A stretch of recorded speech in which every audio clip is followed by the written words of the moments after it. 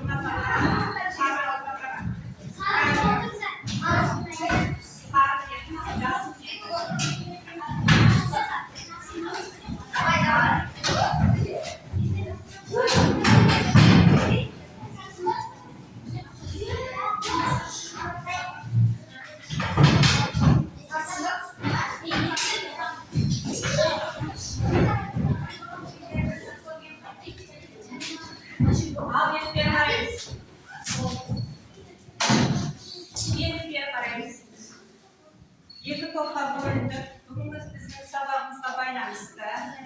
Biz faizler degan dökemizi birinchi to'pni faizlar top deb qo'yamiz, faizlar to'pi. Ikkinchisi bo'lshaklar to'pi deb qo'yamiz.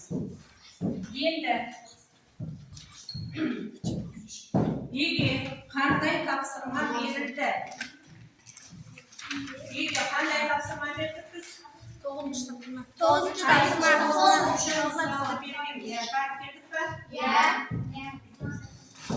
Al endi sonra kısmından yardım teksirip cibini geldi.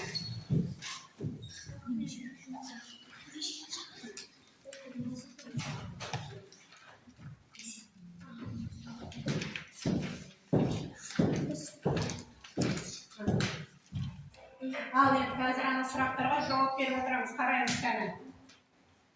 Birinchi.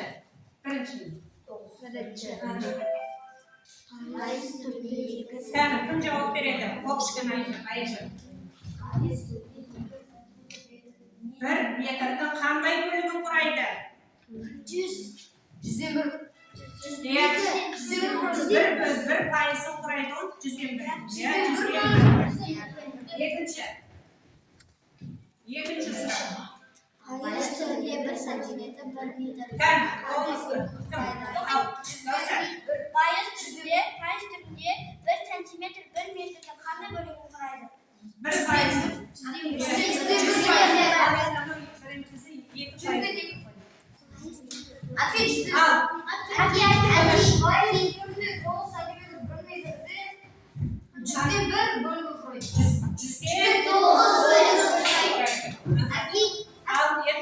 Faiz turli 87 kilogram 1 sentnerdir qanday bo'limi quraydi? 187. 87 foizi quraydi. Al.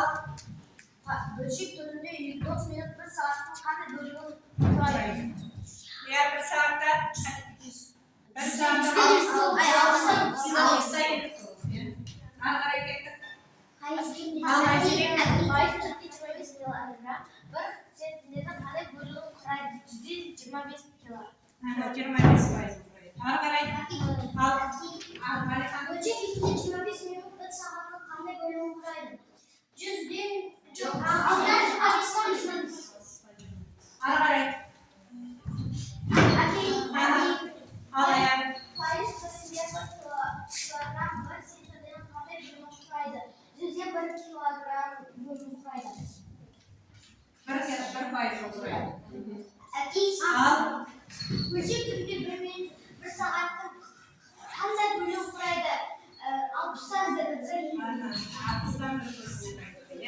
Mereka bawa, ini tafsirmasını çıkarıp yerine sindirge.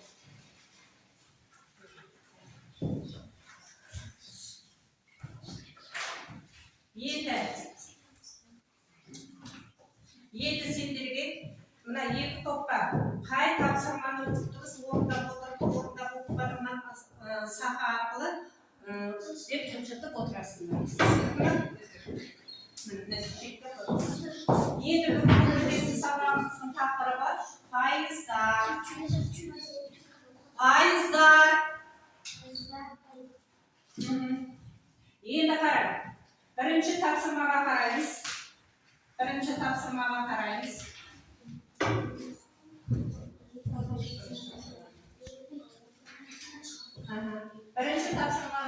Бірінші есепке маған кім оқып береді? Ал ертеңіз. Тұрмыстық қалдықтың қанша пайызы өңдеуге жарамды? Бұл экологиялық мәселелерді шешуде қандай маңызға ие? Ал енді мына жерде тұрмыстық қалдықтар қанша пайызы өңдеуге жарамды? Мына жерде көрініп тұр. 40% және 60%. Осының қанша пайызы? 40% жарамды, ал 60% жарамсыз. Жарамсыз, яғни мына жерде тұрмыстық 40% өңдеуге жарамды, ал қалғандары әжетте жарамдыға бола ма? Болмайды екен, жарамсыз. Енді келесі екінші есепке қарайық. Екінші есеп жеке жұмысты мен мынадай не арқылы әкелдім. Қоршын әдісі арқылы не істеп жіберейік? Ойнап жіберейік те.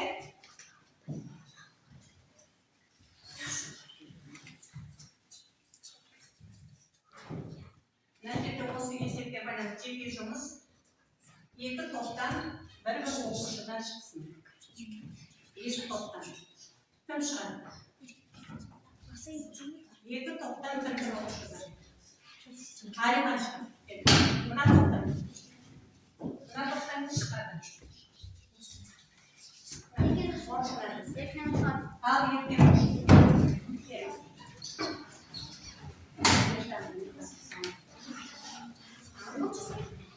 Аламыз, мына асықтар тұрады. Қоршының ішінде не болады? Асық болады. Сондықтан мына асықтар тапсырмаларды орындаймыз. Ал 1800 теңгенің 1% неше?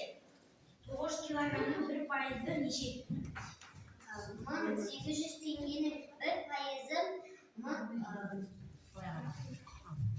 1800 теңгенің 1%-ы 1800-ден 1%-ға тең. сонда айтайық ба? 1800 теңгенің 1%-ы неше нені құрайды?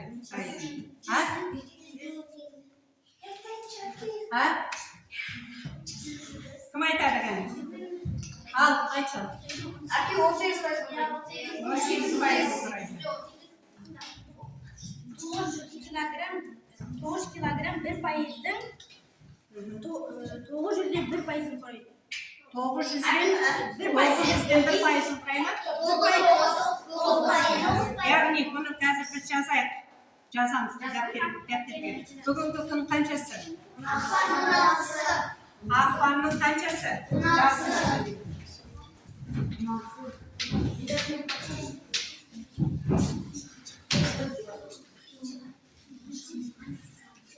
Ақпанның бүгін 16-сы.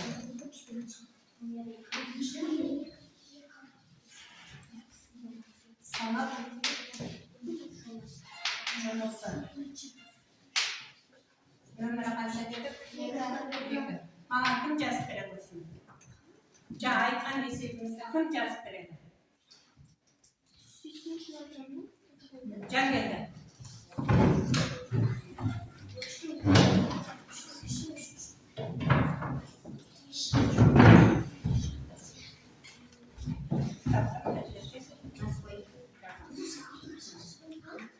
Дейді, 900 килограмның 1%-ы қаншаға тең? 900 килограмның 1%-ы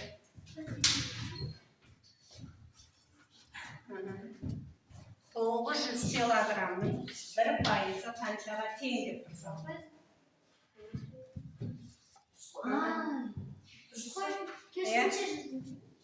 Дұрыс қой енді жазып жатқаным. Екіншісі, 1800 теңгенің 1% қаншаға тең?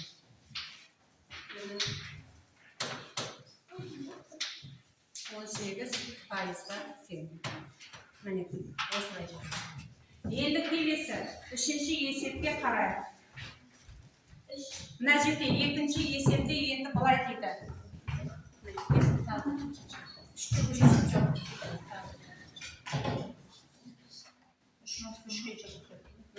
Мына жерде бер қараңдар енді. Бүтіннің 1%-ын табу үшін бүтінді теңде 100 бөлікке бөліп, осындай бір бөлігін алу керек. Мысал үшін, мысал қараңдар. 500 килограммның 1%-ын табуымыз керек. Сонда 500-ді 100-ге бөлеміз, қанша болады? 5, оған 1%-ды көбейтеміз. Сонда 5 болады екен. Мысал, кез келген сан, мысал 900-дің 1%-ын табу үшін 900-ді қаншаға бөлеміз? 100-ге бөлеміз. Сөйтеміз, оны қаншаға көбейтеміз? 1-ге көбейтеміз. Сонда пайызы шығады екен. Ал енді, кез келген санға қажет, мысалы, 3%-ын табу керек болсын, 2%-ын табу керек болсын, яғни жаңағы несіне бөле деген. Мысалы, 500-дің 3%-ын табайық. 500-ді біз қаншаға бөлеміз? 100-ге бөлеміз. Сөйтеміз, қаншаға бөлеміз? Сонда қанша пайыз шығады? 15% шығады. Міне, түсіндік па? Енді үшінші мысалға қараймыз.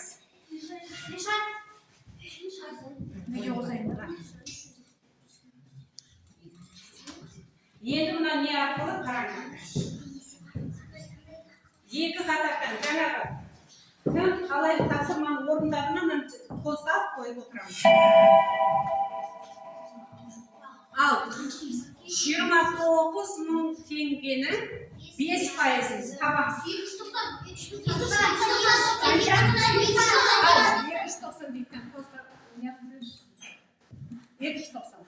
Дұрыс па? Дұрыс па? 29.000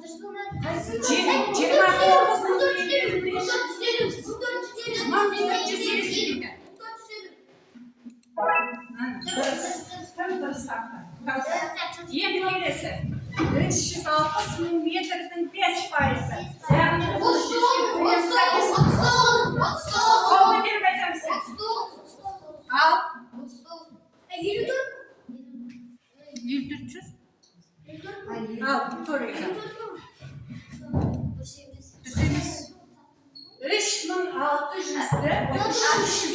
360.000'ды 100'ge bölemiz.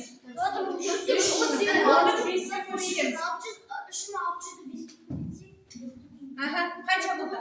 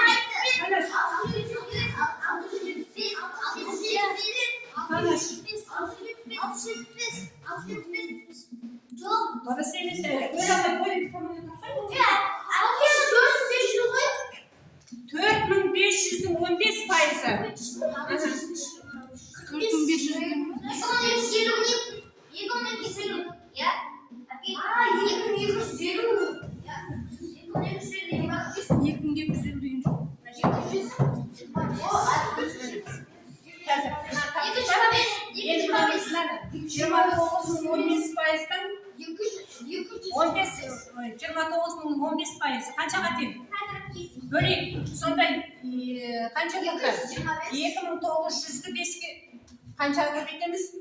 5 ga ko'paytamiz. Çok Yo'q, qo'y, javobni. Ya. Yıkımın.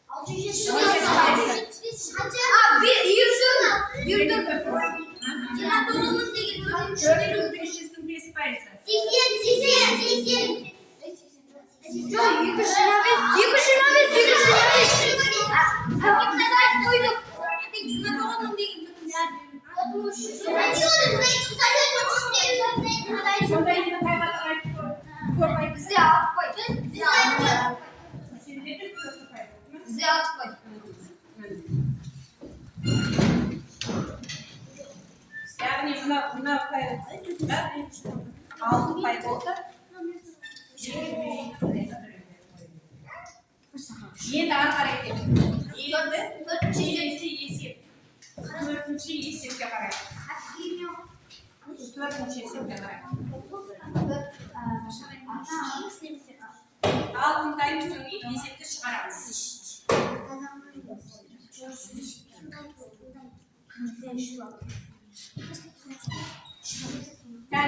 Совет сусіди, орнітолога. Бүгін біз номері 4-ші есепті шығардық. Ендеше есептік шартының ұятындайық. Ата-анасы айнаға ай сайын 1200 теңге береді. Айна бұл ақшаның нөмірін қыздарға арналған журналға 3-4 мектеп дәмханасына жұмсайды. Ал қалған ақшаны жаңа телефон алу үшін жинайды. Айна телефон алу үшін қанша ақша қалдырып қояды? Kaydını kıtaysın ama. 380.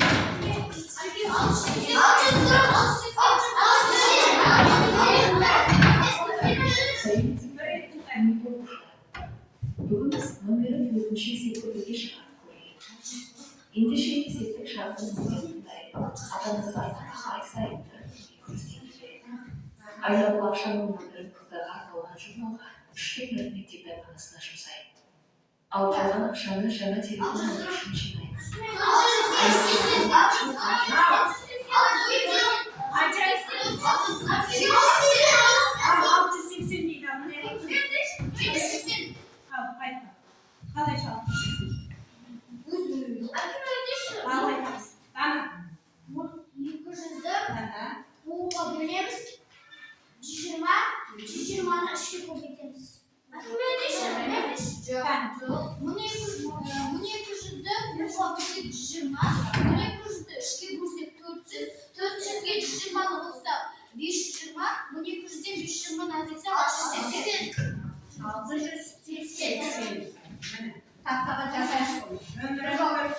Şartın ver, kim cesatken?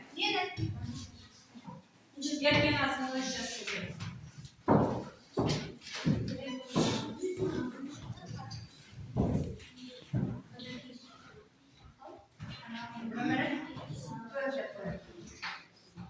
Şartı yazar. Yani çok da.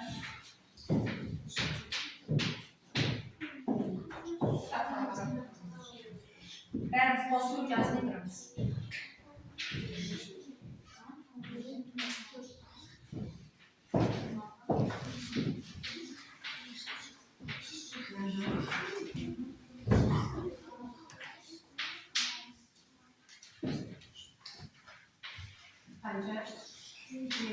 Kanca faiz.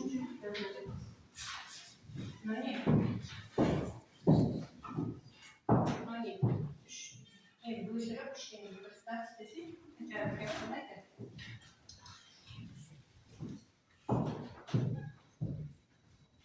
Şarap yapıyorsa.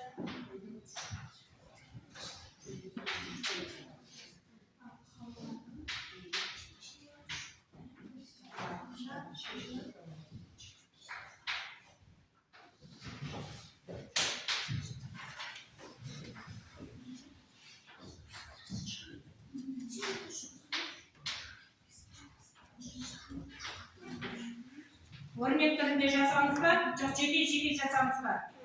Örnek türünde yazamız var, yani yazayım örnek türünde. Yani örnek türünde yazıp bırakışkan.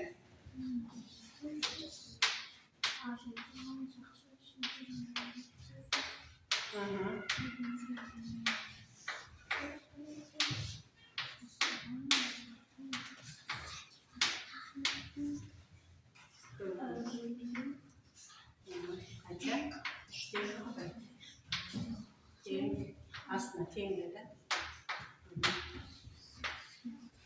Cevabı 680.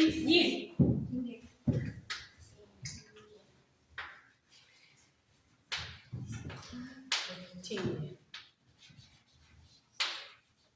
Kaldı.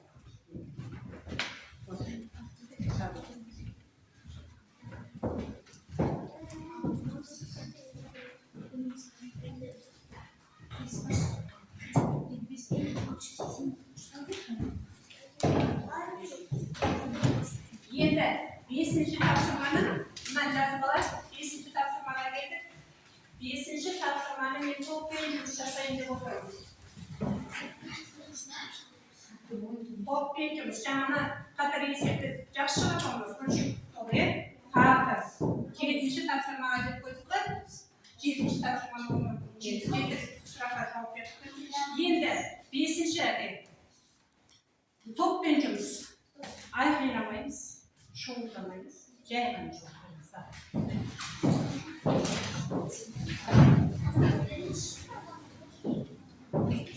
Біреу жазып отырмыз, біреу айтып отырмыз. Қазір ғана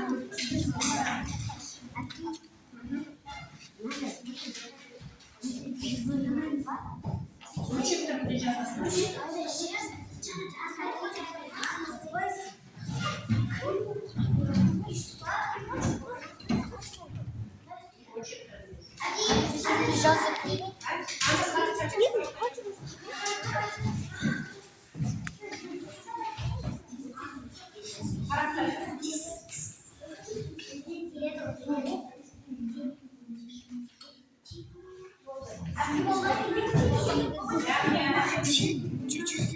Cüzü 8'e bölün. Cüzü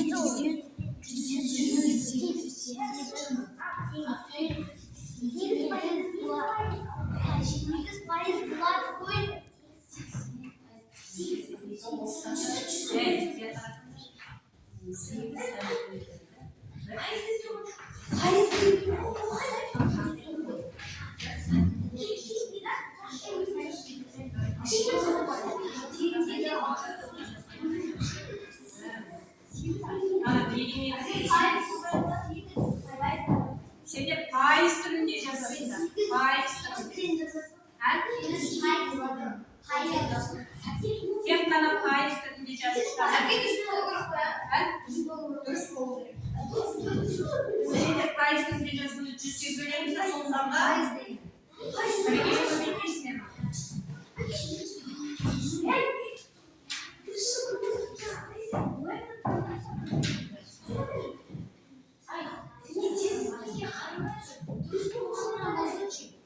Cüz'ü bölüp sonunda komitliyiz ve sonunda faiz çıkmayı sildirdi.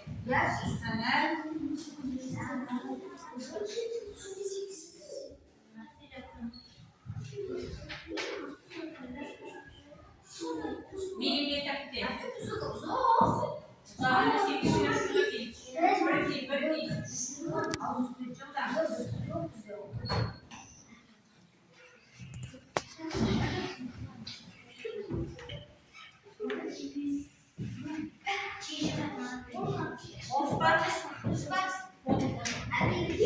Al.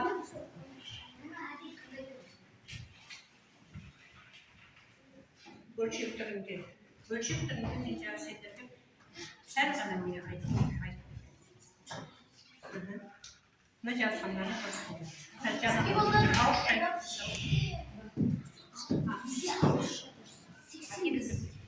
15 faiz, 45, 75, 60, 20 faiz. Ne var da burası?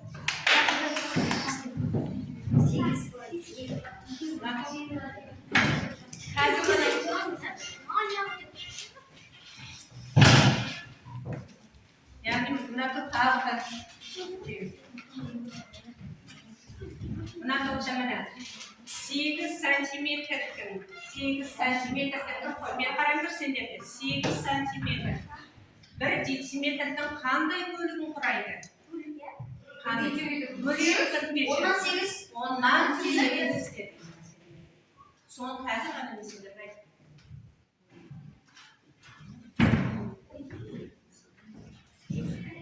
Al endi.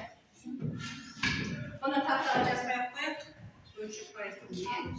Ara biz yani ölçüp sermandan seçiyoruz, sermandan yapsamalar serman diye.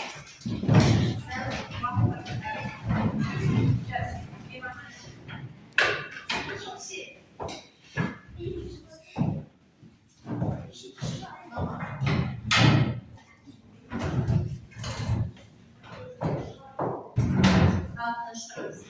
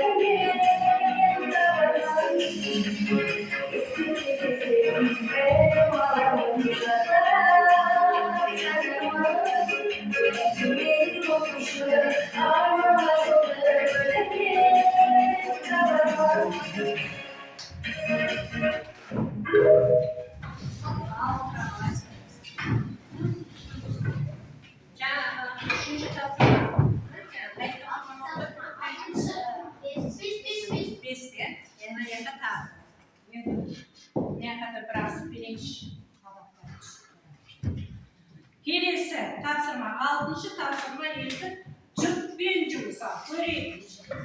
Onay tapsırma verilişine var. Cırt ben cımsa, yedi.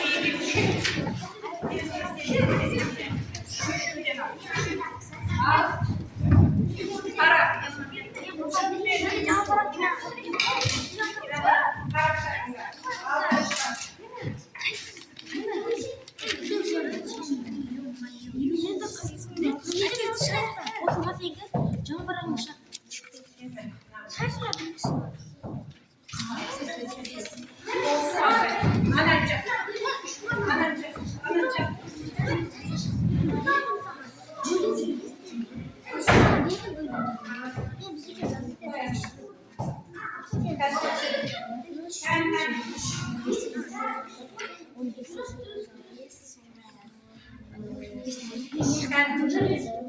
Azaytu birinci sol. 4 tangala amalda yeşil.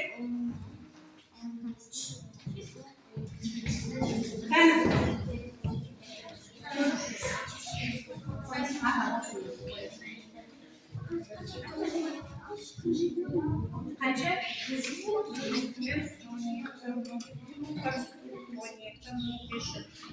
Koy bekliyoruz arası böyle. Hadi oraya. Hadi oraya.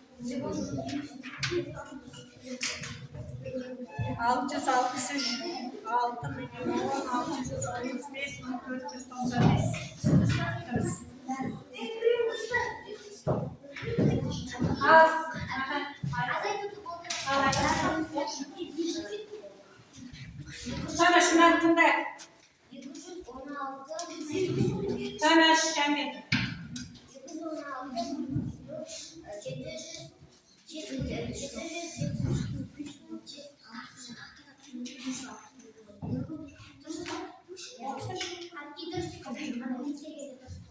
Bastan bastan.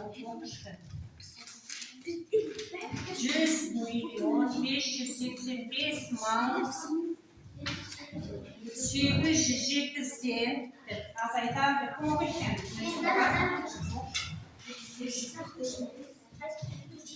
Azaytan konuş. Akif oldu.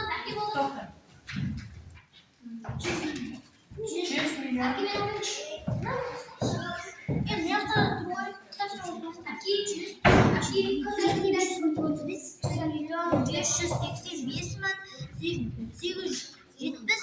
Azaytu 78 min 78 milyon 908 bin 765. Kaça bulsunlar? Kaça buldu? Ha.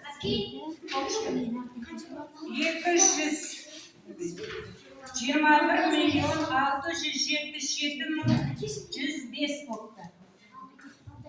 Köbeytü kaça çıktı? Her köbeytü çıkaran kızda ne?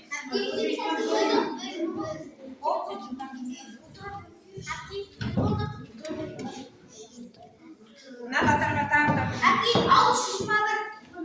620 çıktı mı? 620.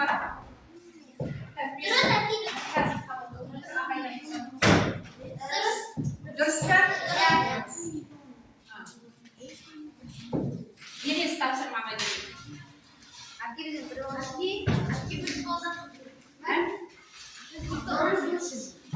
Yeni istasyonma gidiyor. Birisi 70 istasyonma gidiyor. Yani 70 istasyonma gidiyor.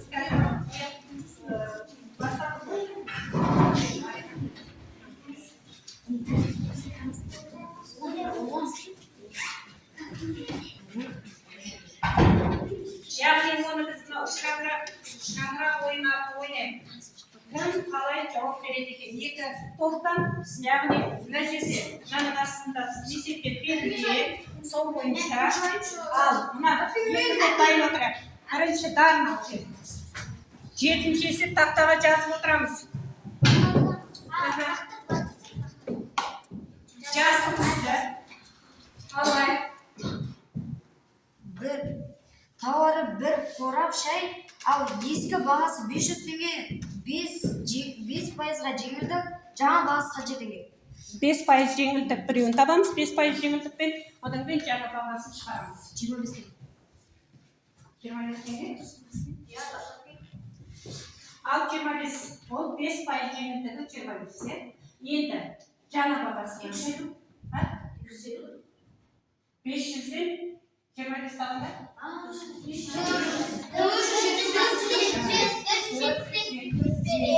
5% жаңа бағасы. Шықты ма? Қартаға жазыңыз. Нөмірі 7.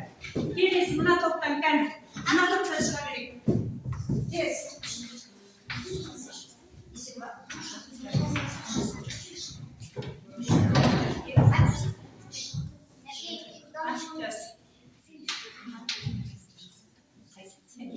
Келі, дана. Шай. 5%.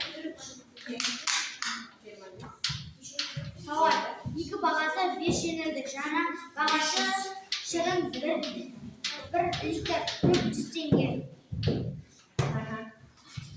Ал шығынның 1 литрі 400 теңге.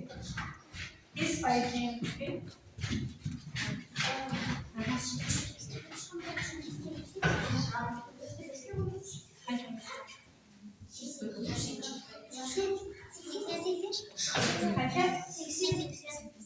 Енді жаңа бағасы қандай?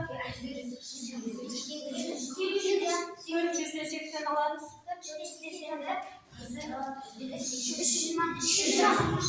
Келесі мына топтан ал. Ал қалса. Ол Alsın da. Buna toptan alıp dayındırıp durabilir işte. Al. Tasıl al koyayım.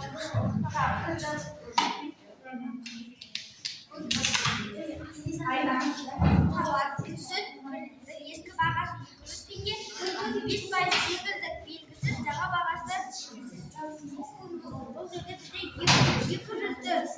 200-ге бөлеміз 200-ді содан кейін соны 5-ке көбейтеміз. 200'ді 100'ге бөлеміз. 2 оны 5'ке бөлексек болады. Енді жаңа бағасы 190.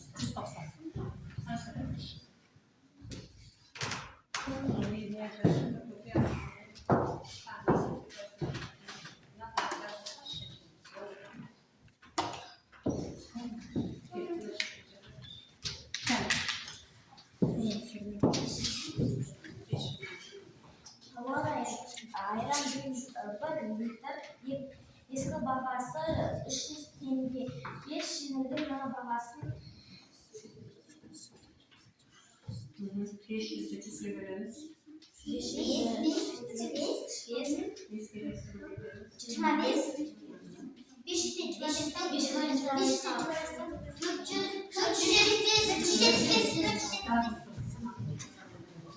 Ara karaya tağ da. Gel Aysel. Aysel. Kolçuktan. Aysel. Ayran 1 litr, ескі бағасы 300 теңге, 5 жеңілдік жаңа бағасы 300 теңгеге бөліп 3-ке 5-ті көбейтеміз 15 сонда 300-ден 15 азайтқан кезде 285 дұрыс. Ең соңғы сары сабағында тоқта шықтық па? Мына яқтан? Ал қалса.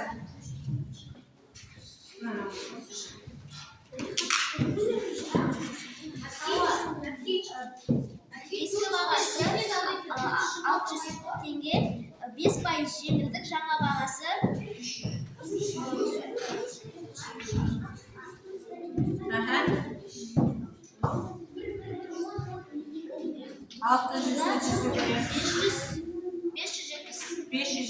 Dұрыс па?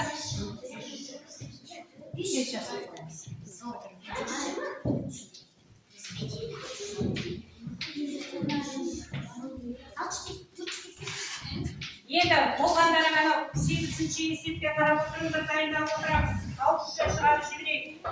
Оны, 8'ге қарап отырайық. 500'ға шығарып жіберейік. Жазыңдар ма мынаны? Қатысты.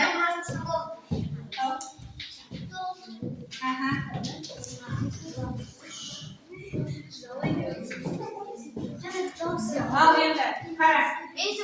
Есеп құрастыру керек. Есеп құрастырайық. Ал құрастыру жүрші. Екінші жүрек пойызымен бір жүрек пойыз шықты. Жүрек пойыздың жылдамдығы 220 км/сағатына, ал жүрек пойызының жылдамдығы 140 км/сағатына. Олар 2 сағаттан кейін кездесті. Олардың ара қашықтығы неше километр? Тұрған есебіне түсіндік па? Түсіндік па? Қайталап қайтыңыз. Яғамыз ба?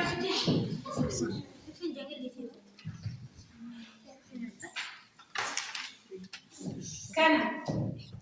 Қанша болып сонда? 90 қалай шығасың?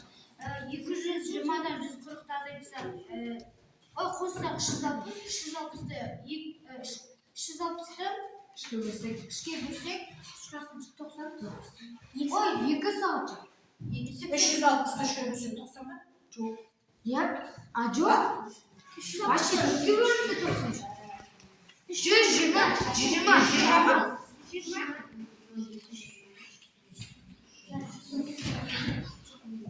Қанша болып сонда?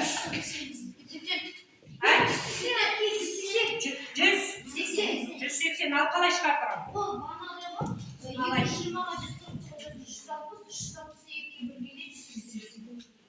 362 bir günde 180 oldu ya. 180.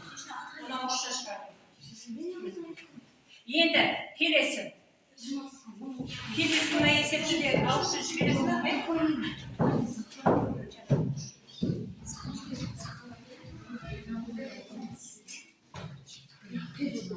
karşı karşı. Buna esepçiler alışveriş kelesi var. Оқушылар, назар аударыңыздар. Нөмірі 9-шы есеп. Қалалардың ара қашықтығы 720. Олардан таңертеңгі сағат 8-де екі туристер тобы бір уақытта бір-біріне қарама-қарсы шығып, бір қалыпты жүріп отырды. Олар 16 күннен кейін бірінші қаладан 320 километр қашықтықта кездесті. Әрбір топ күніне қанша километр жүріп отыр? 90 bin cuma. Kaçı? Basını bir yere koşalım. Оқушылар, назар аударыңыздар. Нөмірі 9-шы есеп. Қалалардың ара қашықтығы 720 километр.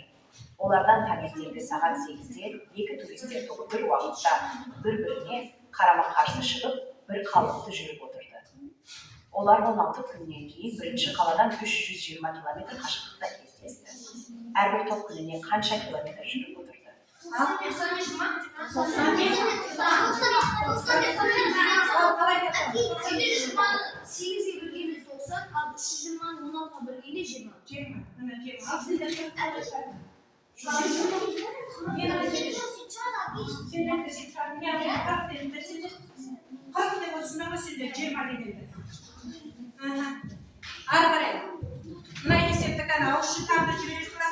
10 telefonda 7 4 және 9 сифрлардан тұратын қолмен бұғаттаудан шығаруға болады. Код 900 белгіленген жүк сан болу керек. 900. Мына қатар жылдам тосы.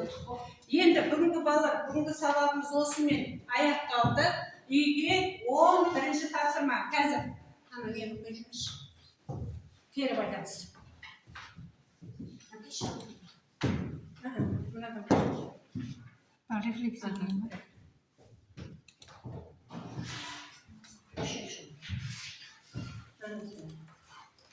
Тәні.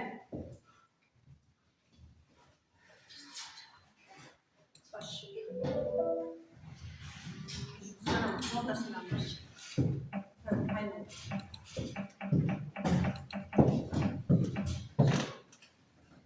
Ал, мына сұраққа қайсыңыз жоқ? Не дейді? Сіз үшін қиындық мына тапсырма, не қатар? Қайсы қиындық болды? Қайсы? Келесі.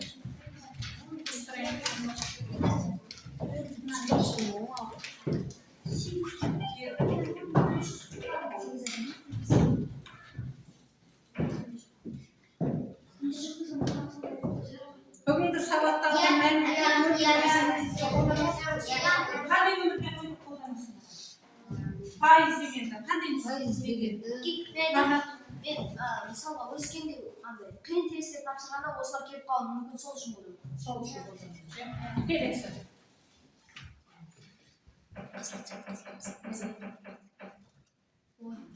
Сабақ барысында қандай жаңалық бар?